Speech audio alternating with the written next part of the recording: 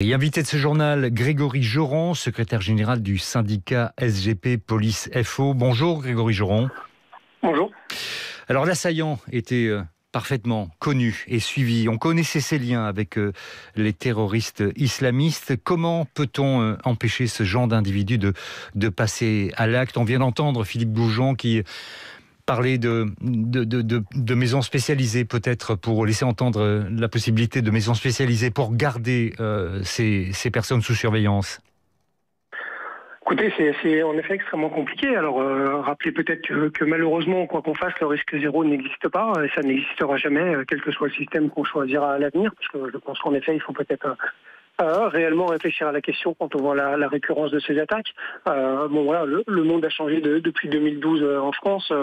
Les services de renseignement ont été énormément renforcés. Il y a énormément aujourd'hui de coordination justement entre les services déjà européens et les services français font un travail fantastique. Honnêtement, la réalité c'est que malheureusement, ça a été dit, on peut pas être derrière chaque fichier ou personne radicalisée et potentiellement dangereuse 24 heures sur 24. Il était surveillé de près. J'imagine qu'il n'y a pas eu de signaux faibles qui pouvaient laisser passer et croire à un passage à l'acte. Je rappelle que les services fonctionnent puisqu'il a déjà été empêché une fois d'accomplir un projet terroriste, et c'est pour ça qu'il a été incarcéré. Malheureusement, après il sort.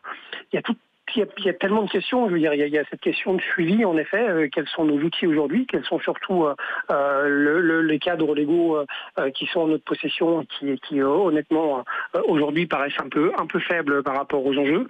Le suivi psychiatrique aussi, la psychiatrie judiciaire est un sujet qui a été laissé tomber depuis très très très très longtemps malheureusement, et on en arrive justement potentiellement à ce résultat-là. Est-ce que vous diriez, Grégory Joron, que les services de renseignement et la police sont tout de même désarmés face à ce genre de profil pour les empêcher de passer à l'acte ?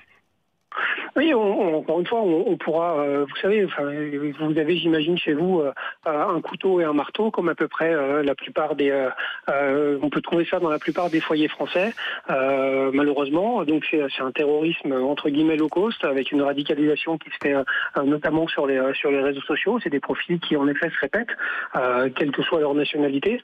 Notre réalité, c'est que on n'est pas dans Minority Report, le film où avant même de commettre un délit ou un crime, on pouvait être interpellé. Aujourd'hui, en France, on a un cadre légal. Vraisemblablement, et j'ai entièrement confiance dans mes collègues de la DGSI, il n'y avait pas assez d'éléments pour pouvoir judiciariser son cas. Et donc malheureusement, il est passé à l'acte. Est-ce qu'on est désarmé ? On n'est pas désarmé en termes d'objectifs. On est désarmé peut-être un peu en termes de moyens. Je le répète, surtout en termes de cadre légal, parce que moi, je pourrais entendre en effet qu'on fasse des maisons spécialisées pour suivre ces profils dangereux, qu'ils soient psychologiques, des profils de psy ou des profils dangereux tout court.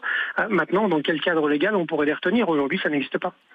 Alors Grégory Joron, on pense inévitablement aux JO de Paris, l'été prochain, Paris 2024, et l'événement sportif mondial. Est-ce que l'attaque d'hier soir vous rend plus inquiet ? C'est ce que dit Frédéric Pechnard, c'est l'ancien directeur de la police nationale, aujourd'hui vice-président de la région. Est-ce que vous êtes plus inquiet pour la sécurité ? De toute façon, il y a forcément déjà un risque très haut depuis quelques mois. J'ai envie de dire de manière assez simple, qui s'accentue avec la situation internationale qu'on connaît. Donc on va, c'est sûr, atteindre des niveaux de vigilance qui vont être énormes. Maintenant, je crois que les cibles qui sont suivies le sont déjà aussi depuis très longtemps et qu'on va pas en ajouter d'autres. Vous voyez ce que je veux dire, avec l'événement. Donc, je comprends l'inquiétude. Maintenant, en toute franchise, je pense pas que l'arrivée, enfin en tout cas la prévision des JO augmente le risque terroriste. Je ne suis pas sûr que ce soit le cas. Et je crois que ça augmentera pas non plus les cibles qui sont d'ores et déjà surveillées depuis de longs mois et voire des années par nos services de renseignement. Merci Grégory Joron, secrétaire général du syndicat SGP Police FO.